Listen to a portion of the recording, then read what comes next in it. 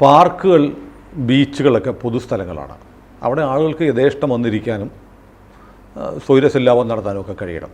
ഈ കോഴിക്കോട് BJPക്കാർ ചൂലുമായിട്ട് വന്ന് അവിടെ കടപ്പുറത്തിരിക്കുന്ന ആളുകളെ തല്ലി ഓടിക്കുന്ന ഒരു ഗുണ്ടായിസം കേരളം ഇനി വെച്ച് ഉറപ്പിക്കണം. തല്ലിയൊന്നുമല്ല, തല്ലാതെ ഓടിച്ചതാണ്. പിന്നെ പോടാ പിള്ളേരെ അത് പറയാൻ BJPക്കാർക്ക് എന്താ കാര്യം? അവർ നാട്ടുകാരായതുകൊണ്ട്, നാട്ടുകാർക്ക് അങ്ങനെ അവർ അച്ഛനമ്മമാരായതുകൊണ്ട്. അവരവരുടെ മക്കളെ നോക്കി ബീച്ചിൽ തുണി അഴിച്ച് നടക്കാമോ? ഈ ഫോറിൻ ബീച്ചുകളിലൊക്കെ നടക്കുന്ന പോലെ അല്പവസ്ത്രധാരിയായിട്ട് നടക്കാനുള്ള പുറപ്പാടല്ലേ ഇത്? നടന്നുകൂടെ? കോളത്താവാമല്ലോ, വർക്കലയാവാമല്ലോ. അത് ഫോറിനേഴ്സ് ആരെങ്കിലും ചെയ്യുന്നുണ്ട്. അത് കോഴിക്കോട് വേണ്ട. ഒരു അലോട്ടഡ് ഏരിയയിൽ എന്തെങ്കിലും തെമ്മാടിത്തരം നടക്കുന്നുണ്ട്. ഒരുപാട് സ്ഥലത്ത് തെമ്മാടിത്തരം നടക്കുന്നുണ്ട്. കോഴിക്കോടുകാർ അമ്മമാർ തീരുമാനിച്ചു ഇവിടെ ഈ തെമ്മാടിത്തരം പറ്റില്ല എന്ന് ചോദിച്ചു. ഈ ഗുൽമോഹർ കളി നടക്കാൻ പോകുന്നില്ല ദിവസമില്ലേ? ഈ ഗുൽമോഹർ കളിയുണ്ടല്ലോ, ഈ DYFIയുടെയും SFIയുടെയും തെമ്മാടിത്തരം. ഇപ്പോൾ അവർക്കല്ലേ പൊള്ളിയത്, DYFIക്കല്ലേ പൊള്ളിയത്. എന്തുകൊണ്ടാണ് DYFIക്ക് പൊള്ളാൻ? അല്ല, യുവാക്കളെ സ്വതന്ത്രമായി ഇടപെടാൻ അനുവദിക്കുന്നില്ല. സ്വതന്ത്രമായിട്ട് യുവാക്കൾ എന്തുകൊണ്ടാണ് എതിർക്കാഞ്ഞത് ഇതിനെ? ഈ പറഞ്ഞ എണീപ്പിച്ച് വിട്ട യുവാവിനൊന്നും ഒരു പരാതിയില്ലല്ലോ. പോലീസിന് വല്ല പരാതിയും കിട്ടിയോ? ഇല്ല, പോലീസിന് കിട്ടിയില്ല. പോലീസ് ഇടപെട്ടില്ല. കാരണം പോലീസ് ഇടപെടാൻ മാത്രമൊന്നുമില്ല. ഒരമ്മ മകനെ ശാസിക്കുന്നു, എണീറ്റ് പോടാ, അവിടെ നിന്ന് വീട്ടിൽ പോടാ, ഏതാ ഈ കൊച്ച്, എടീ മര്യാദയ്ക്ക് നിന്നോളണം, വീട്ടിൽ പോ എന്ന് പറഞ്ഞു. ഇതിലെന്താ കുഴപ്പം? ഇത് പറയും, ഇനിയും പറയും മഹിളാ മോർച്ച. അവരും ഈ നാട്ടിലെ പ്രജകളാണെന്ന്, അവർക്ക് ചില അവകാശങ്ങളൊക്കെ ഉണ്ട്. നിങ്ങൾ ഈ തോന്നിവാസങ്ങൾ, ഈ ഗുൽമോഹർ കളിച്ച് ഈ കളി എങ്ങോട്ടാണ് പോകുന്നത്? മയക്കുമരുന്ന് കൊണ്ട് ക്യാമ്പസിൽ നിക്കപ്രതി ഉണ്ടോ? ഇപ്പോൾ എല്ലാ പ്രിൻസിപ്പൽമാരും കൈമലത്തുന്നു, ഞങ്ങൾ വിചാരിച്ചാലൊന്നും പിടിച്ചു നിർത്താൻ പറ്റുന്നില്ല എന്ന്. എന്താ നടക്കുന്നത്? മഹാരാജകീയം മഹാരാജ കോളേജിൽ ഈ പരിപാടിയല്ലേ നടക്കുന്നത്? ഈ ആണും പെണ്ണും രാത്രി 12 മണിക്ക്. എന്നിട്ട് ഇപ്പോഴാണ് ഉത്തരവ്, 6 മണി കഴിഞ്ഞാൽ കോളേജ് ക്യാമ്പസിനുള്ളിൽ ആരും കയറാൻ പാടില്ല എന്ന്. അപ്പോൾ ഇതുവരെ കയറിക്കൊണ്ടിരുന്നു. രാത്രി 12 മണിക്കും 1 മണിക്കും എല്ലാം ഹോസ്റ്റലിലും കടപ്പുറത്തും അവിടെ ഇവിടെയൊക്കെ തെണ്ടിയും തിരിഞ്ഞുമൊക്കെ നടക്കുക, വേണ്ടാത്തതൊക്കെ കാണിച്ചു കൂട്ടുക. ഞാൻ ഒരു കാര്യം പറയും, ഇതിനപ്പുറവും 1980കളിൽ ബോംബെ ബീച്ചിൽ, ജൂഹു ബീച്ചിൽ കണ്ടവനാണ് ഞാൻ. ഇതിന് കാര്യം എന്താണെന്നറിയാമോ? അവരൊക്കെ കല്യാണം കഴിച്ചവരാണ് പലരും. താമസിക്കാൻ സ്ഥലമില്ല.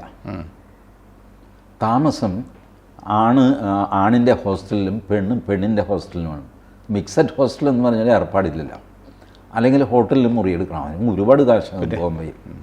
ഇവർ പകൽ സമയത്താണ് ഭാര്യയും ഭർത്താവും കാണുന്നത്. അപ്പോൾ ഭർത്താവിൻ്റെ മടിയിലോ ഭർത്താവ് ഭാര്യയുടെ മടിയിലോ ഒക്കെ കിടക്കുന്നതൊക്കെ ജൂഹു ബീച്ചിൽ പണ്ട് മുതലേ ഉള്ളതാണ്. അവരുടെ പ്രശ്നം അക്കോമഡേഷനാണ്. അവർ ഈ പറഞ്ഞ പോലെ 18-17 വയസ്സുള്ള കോളേജ് പിള്ളേരൊന്നുമല്ല. ഇതൊക്കെ ഞാൻ കണ്ടിട്ടൊക്കെ ഉണ്ട്. അതുകൊണ്ട് സദാചാരമൊന്നും എന്നെ ആരും പഠിപ്പിക്കേണ്ട, മഹിളാ മോർച്ചയും പഠിപ്പിക്കേണ്ട. നിങ്ങളെക്കാളൊക്കെ നല്ല സദാചാരം എഴുതി വെച്ചില്ലേ കൊല്ലം കോളേജിൽ സദാചാരം പടിക്ക് പുറത്തുനിന്ന്. അതിൻ്റെ ഫലമാണ് ഈ പിള്ളേരൊക്കെ ഇങ്ങനെ ഇറങ്ങി നടക്കുന്നത്. ഇത് അനുവദിച്ചു കൊടുക്കാൻ പറ്റില്ല എന്ന്. കേരളീയ സമൂഹം DYFIയുടെയും SFIയുടെയും തീട്ടൂരമനുസരിച്ച് ചലിക്കുന്നവരല്ല. DYFI മാത്രം കുറ്റം പറയുന്നത്, മാധ്യമങ്ങൾ പറയുന്നത് ഒരു BJPയുടെ ഗുണ്ട. ഏത് മാധ്യമം പറഞ്ഞു എന്ന് പറഞ്ഞിട്ട് എൻ്റെ പെങ്കുച്ചിനെ ചുമ്മാ കഴിഞ്ഞാടാ ഞാൻ സമ്മതിക്കുമോ? ആരെ ഈ മാധ്യമം? ഇവനാണോ തീരുമാനിക്കുന്നത് എൻ്റെ കുടുംബം എങ്ങനെ നടക്കണമെന്ന്? ഇവനാണോ എനിക്ക് ചിലവ് തരുന്നത്? കേരളം എങ്ങനെ നീങ്ങണമെന്ന് മാധ്യമങ്ങളല്ലേ തീരുമാനിക്കുന്നത്? മാധ്യമങ്ങൾ ചുമ്മാ പെട്ടിക്കകത്തിരുന്ന് പറയും എന്നുള്ളതിൽ പുറത്തിറങ്ങി കഴിഞ്ഞാൽ മുട്ടുകലയിൽ പിടിക്കും ഞാൻ. എൻ്റെ പിള്ളേരെ വഴിതെറ്റിക്കാൻ നോക്കിക്കഴിഞ്ഞാൽ ഒരു മാധ്യമക്കാരൻ, ഒരൊറ്റ മാധ്യമക്കാരൻ പരസ്യമായിട്ട് റോഡിൽ കൂടെ നടന്നു പോകുന്നത് സുനിൽ കണ്ടിട്ടുണ്ടോ? ഉണ്ടോ? ഞാനിപ്പോഴും ഒരു പുല്ലുപോലെ പ്രൈവറ്റ് ബസ്സിൽ കയറി അങ്ങോട്ടും ഇങ്ങോട്ടും നടക്കും. ഞാനും ഇച്ചിരി മാധ്യമം ചുരണ്ടുന്നവനാണല്ലോ. എന്നെ ആരും ഒന്നും ചെയ്യില്ല. പക്ഷേ ഇവർക്കൊക്കെ പേടിയാണ്. കറുത്ത ചില്ലുപൊക്കി വെച്ചിട്ടാണ് ഇവന്മാരൊക്കെ യാത്ര ചെയ്യുന്നത്. അത്രയ്ക്കാണ് ജനങ്ങൾ ഇവരെ റേറ്റ് ചെയ്തിരിക്കുന്നത്. എന്നിട്ട് സദാചാരം പഠിപ്പിക്കുന്നു. എന്താ നിങ്ങൾ വിചാരിച്ച് ഇത് സാൻ ഫ്രാൻസിസ്കോ ആണെന്നോ തോന്നിവാസം കാണിക്കാനായിട്ട്? എല്ലാം തുണി അഴിച്ച് തുള്ളിക്കഴിഞ്ഞാൽ അതാണ് സ്വാതന്ത്ര്യം എന്ന് പറയുക? അല്ല. നിങ്ങളൊരു തലമുറയാണ്. ഇന്നത്തെ പത്രവാർത്തകൾ ഞാൻ ഞെട്ടിപ്പോയി. മനോരമയുടെ ഫ്രണ്ട് പേജിലുണ്ട്, 1-ാം ക്ലാസ്സിലും 2-ാം ക്ലാസ്സിലും അക്ഷരം പഠിപ്പിക്കാൻ തീരുമാനിച്ചു. ഞാൻ ദൈവമേ, ഇതുവരെ അപ്പോൾ അതല്ലേ ചെയ്തുകൊണ്ടിരുന്നില്ല. ഈ തറ പനയൊന്നും ഇല്ലായിരുന്നു. പിന്നെ എന്താ ഈ പിള്ളേർ പഠിച്ചുകൊണ്ടിരുന്നത്? എന്തൊരു കഷ്ടമാണ്. ഇവന്മാർ ഈ TV-കാരും DYFI ഒക്കെ കൂടെ ഇവിടം വരെ കൊണ്ടുവന്ന് എത്തിച്ചോ? എനിക്കറിയില്ലായിരുന്നു കേട്ടോ. കാരണം എൻ്റെ പിള്ളേരൊക്കെ മുതിർന്ന് കല്യാണം കഴിഞ്ഞ് പോയി. കൊച്ചു പിള്ളേർ പഠിക്കുന്നത് എന്താണെന്ന് ഞാൻ ശ്രദ്ധിക്കാറില്ല സ്കൂളിൽ നടക്കുന്നത്. ഇന്നിത് കണ്ടപ്പോൾ ഞാൻ ഞെട്ടിപ്പോയി. അക്ഷരം പഠിപ്പിക്കാൻ തീരുമാനിച്ചു ഒന്ന് സ്കൂളിൽ. അപ്പോൾ പിന്നെ എന്താ പഠിപ്പിച്ചുകൊണ്ടിരുന്നത്? ഗുൽബാർ അല്ലേ? അത് ചെറുപ്പം മുതൽ പിള്ളേരെ അടിച്ച് കയറ്റിയിട്ട് മയക്കുമരുന്നും കൊടുത്തിട്ട് നശിപ്പിച്ച് വിടുക. എത്ര കൊലപാതകം, എത്ര ആത്മഹത്യ. കാമുകനെ കൊല്ലുന്നു, കാമികയെ കൊല്ലുന്നു, അറുത്ത് ബാഗിലാക്കുന്നു, വലിച്ചെറിയുന്നു. പോലീസുകാരന് കിടക്കപ്പുറതിയില്ല. അതുകൊണ്ടാണ് കോഴിക്കോട് പോലീസ് മിണ്ടാകുന്നത്. അല്ല, നമ്മുടെ പോലീസ് നോക്കി നിന്നൊന്നും പറഞ്ഞു. മറൈൻ ഡ്രൈവില് പകൽ നടക്കാൻ വയ്യ. ഒരു കൊടയെ തുറന്നു വെച്ചിട്ട് ഒരു ബെഡ്റൂമിൽ എന്തൊക്കെ ചെയ്യണം അതൊക്കെ പകൽ നടക്കാണ്. ഇത് ചോദിക്കാൻ പോയി കഴിഞ്ഞാൽ സദാചാര പോലീസ്. അതെ അതെ അതെ. എന്നിട്ട് ഇവള് ഗർഭിണിയായി കഴിയുമ്പോൾ നാട്ടുകാർ സമാധാനം പറയണം. എൻ്റെ കൊച്ചിനെ കൊണ്ടുവന്നതാ കുഞ്ഞ് എന്നൊക്കെ പറയും. ഈ കൊച്ചു ഉണ്ടാകുന്നത് എങ്ങനെയാന്ന് ഇവർക്കറിയാൻ മേലാത്തൊന്നും അല്ലല്ലോ. ആ പ്രക്രിയ നമ്മൾ ഇനി വിളിച്ച് പറയണം. ഇതെല്ലാം കഴിഞ്ഞിട്ട് അതിന് തൊട്ടിൽ വെച്ചു കൊടുക്കും. അമ്മത്തൊട്ടിൽ പിഴച്ചു പറ്റുമോ ഇതിനകത്തിട്ട് ഞാൻ നോക്കിക്കോളാം. നമ്മുടെ കാശ്. ഇതെന്ത് പരിപാടി? നമ്മുടെ കാശ് ആർക്ക് വേണമെങ്കിലും പഴിച്ച് പറ. തൊട്ടിൽ ഞാൻ ഉണ്ടാക്കി വെച്ചിട്ടുണ്ട്. കാശ് സുനിലും മോഹൻദാസും ബാക്കി നാട്ടുകാരും കൂടെ തന്നോളും. കൊച്ചിനെ ടി ജി ഒരു രസകരമായ സംഭവം. രസകരമല്ല, എനിക്കറിയാവുന്ന ഒരു റെസിഡൻസ് അസോസിയേഷൻ്റെ പ്രസിഡന്റ്. ആ ഹൗസിംഗ് കോളനിയാണ്. ഹൗസിംഗ് കോളനിയിൽ പകലൊക്കെ ആ റോഡൊക്കെ അവരുടെ ഇന്നർ സർക്കിളിലുള്ള റോഡൊക്കെ വിജനമായിരിക്കും. അവിടെ ബൈക്കിലൊക്കെ ഓരോ അവന്മാർ പെൺപിള്ളേരായിട്ട് വരും. അവിടെ നിന്ന് ഓരോ കലാപരിപാടിയല്ല, അവർക്ക് നടത്തേണ്ട പരിപാടികളാണ്. ഇത് ചോദ്യം ചെയ്യാൻ ആരുമില്ല. ഇവർ പോലീസിനെ വിളിച്ചു. പോലീസ് വന്നിട്ട് പോലീസൊന്നും ഇടപെടുന്നില്ല. പോലീസിന് പേടിയാണ്. സദാചാര പോലീസ് എന്ന് വിളിക്കും. അതെ, പോലീസിനും പേടിയാണ്. വലിയ ബഹളം. ഉടനെ അങ്ങോട്ട് ടി വിയിൽ അങ്ങോട്ട് ഇറങ്ങുകയല്ലേ. അതെ അതെ. കണ്ണാടി വെച്ചവരും പൊട്ട് തൊട്ടവരും കണ്ണാടി വെക്കാത്തവരും മുടി അഴിച്ചിട്ടവരും ഒക്കെ കൂടെ അങ്ങോട്ട് ഹിംസിക്കാൻ ഇറങ്ങും. അവരെ പ്രോത്സാഹിപ്പിക്കാനായിട്ട് കുറേയധികം ആങ്കർമാരും ഉണ്ട്. നിങ്ങൾക്കാരാണ് അധികാരം തന്നത് സദാചാരത്തിൻ്റെ? ഇവർക്കാരാ അധികാരം കൊടുത്തത്? ഈ ടി വി ആങ്കർമാർക്ക് ആരാ അധികാരം കൊടുത്തത്? ഇവിടെ ഒരു ശമ്പളക്കാരൻ അതിനകത്ത് ആ ചില്ലുകൂട്ടിനകത്ത് കയറിയിരുന്നുകൊണ്ട് എന്നെ സദാചാരം പഠിപ്പിക്കുന്നു. ഞാൻ ഈ കേരളത്തിൽ നടക്കുന്നു. അല്ല, കേരളത്തിൽ ഇപ്പോൾ ഈ പറയുന്ന ഈ DYFI, SFI അല്ലെങ്കിൽ ഈ സോക്കോൾഡ് ശുദ്ധ തെമ്മാടിത്തരാണ് ഇവർ കാണിക്കുന്നത്. ഇവർ സമരം നടത്തുന്നതിനെ കെട്ടിപ്പിടിക്കാൻ വേണ്ടിയിട്ട് ഇവരുടെ ആവശ്യം. ഞാൻ സ്ട്രേറ്റ് ആരോപണം പറയുകയാണ്. ഇവർ ഈ ജലബീരങ്കി വിളിച്ചു വരുത്തും. ജലബീരങ്കിയോടെയാണല്ലോ എല്ലാ സമയവും തീരുന്നത്. പണ്ട് കോഴിക്കോട് ജില്ലാ കളക്ടർ ഒരു പാഠം പഠിപ്പിച്ചതാണ്. ഇവർ മാർച്ച്, കളക്ടറേറ്റ് മാർച്ച്. പുള്ളി പറഞ്ഞു പോലീസുകാരൊന്നും വേണ്ട, അവർ മാർച്ച് ചെയ്തോട്ടെ. സാർ ഒരു ബാരിക്കേഡും വേണ്ട, താൻ തന്നെ പാട് നോക്കുന്ന SP പറഞ്ഞു വിട്ടു. ഇവർ ഗേറ്റിൽ വന്നപ്പോൾ ബാരിക്കേഡും ഇല്ല, ഒന്നുമില്ല. പിന്നെ എന്ത് ചെയ്യണം? 1-2 പ്രസംഗമൊക്കെ നടത്തി. പോലീസൊന്നും വരുന്നില്ല. സർക്കിളിനെ വിളിച്ചു. സാർ ഞങ്ങളുടെ മാർച്ച് ഇവിടെ എത്തി. ഓ ആയിക്കോട്ടെ, നല്ല കാര്യം. അല്ല, ഇവിടെ പോലീസ് ആരും ഇല്ല. എന്തിന്? ഇത് പോലീസുകാരില്ല. അല്ല സാർ, ഞങ്ങൾ കളക്ടറേറ്റിലേക്ക് മാർച്ചാണ്.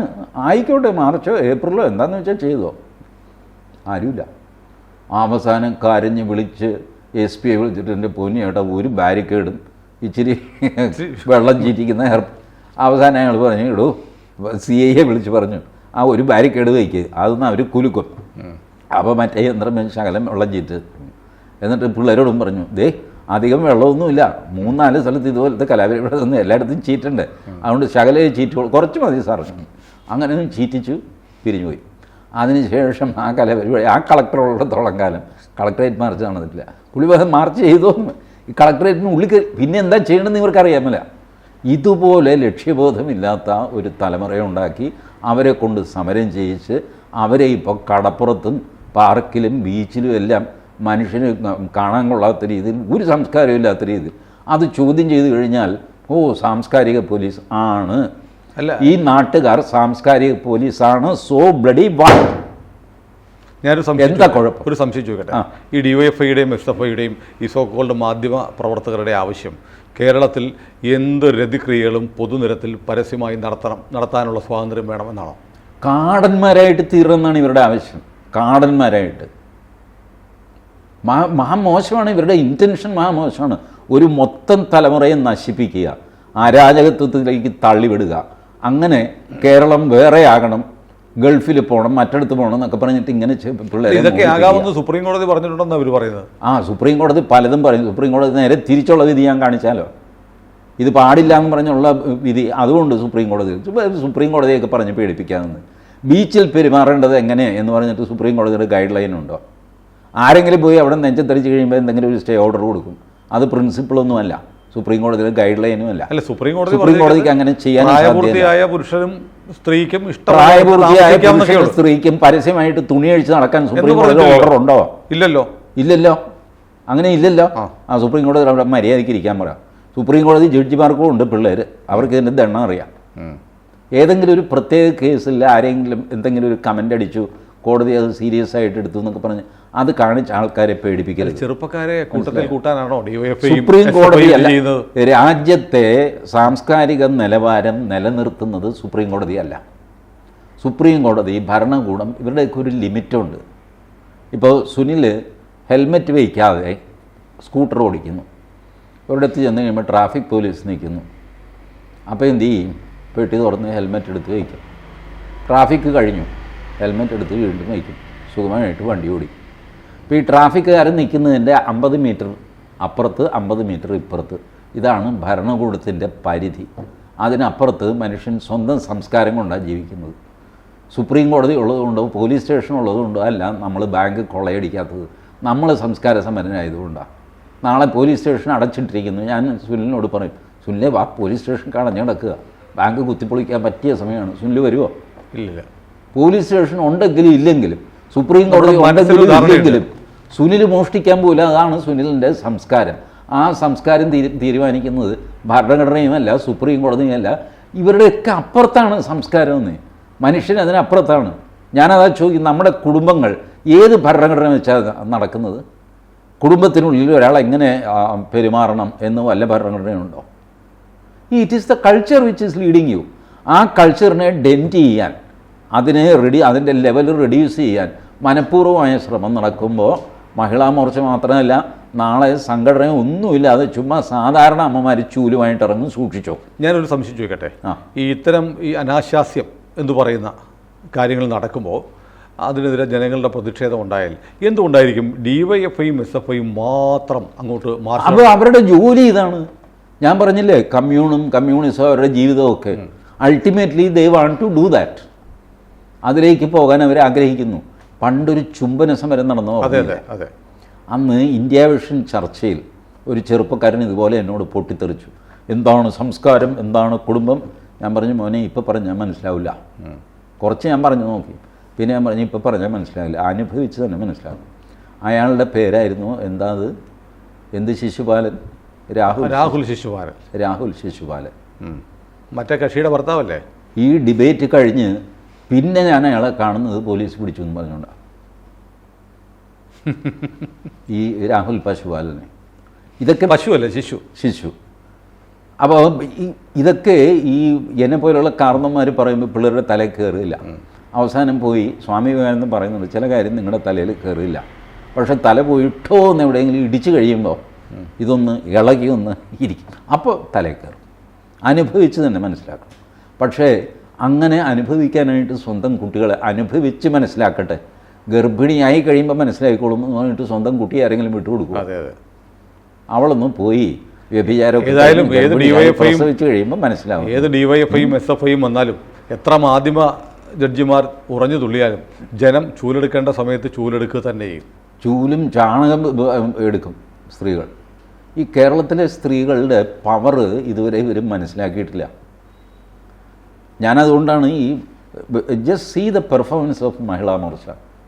അവർ ഒരു സാധാരണ വീട്ടമ്മയുടെ നിലപാടാണ് അവരെടുത്തിരിക്കുന്നത്.